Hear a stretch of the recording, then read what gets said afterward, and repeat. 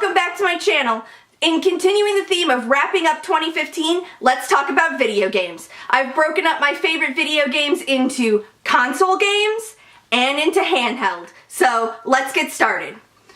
Starting with the console, we'll start with the honorable mention, which is for Xenoblade Chronicle X. Because it's honorable mention, I'm not going to go into it too much, and I'm only like 4 or 5 chapters into it since it was such a late release date in 2015, but everything I've done with it I've loved. I love playing it, I love the soundtrack, I think the characters are funny and quirky, and I'm excited to see how that story progresses. I don't know if I'm going to become one of the people who's crazy and puts like 200 or so hours into it, but I'll definitely finish the story, and it's a super solid RPG on the Wii U, and it's a really great looking game on the Wii U. So for my actual top 5 list, number 5 was Halo 5. I really didn't care that the marketing pitted Locke versus Master Chief, and then it turned out that that wasn't exactly how that went down. Like, that didn't bother me. I thought the story was a good second part of a trilogy, right? Like, you can tell that, like, it was that middle section. Like, it was gonna have a cliffhanger.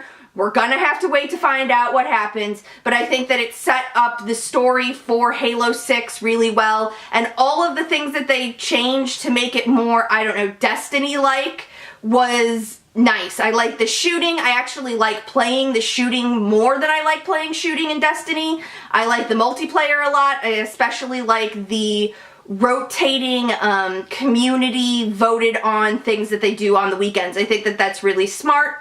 Warzone is okay. I'm not super great at it, so I don't really like it. I tend to die a lot, but I really enjoyed Halo. The shooting was fun. It was a quick game. It was an easy campaign, and it was just fun.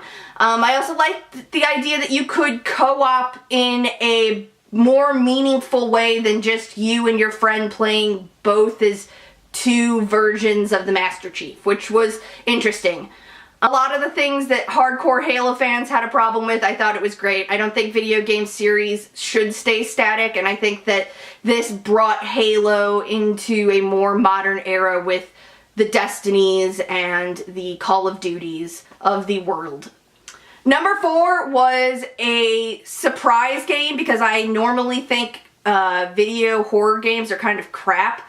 It's Until Dawn. I absolutely love that game, and as someone who is obsessed with teen horror movies, it hit a sweet spot of interesting gameplay and story tropes that I knew and loved, and you could tell the people who put together this game really loved horror movies. They really were into the same horror movies that I was into growing up, and that love came out into a super interesting game. It's one of the only games I've played through, started playing through more than once. I have 1 full playthrough and a second playthrough. I just really loved how the branching paths were. I loved watching other people and seeing how they made choices in playing this game, and it was a game that I kept telling everybody that I knew who had a PlayStation 4 that they had to play. Game was great. The acting, using actual actors and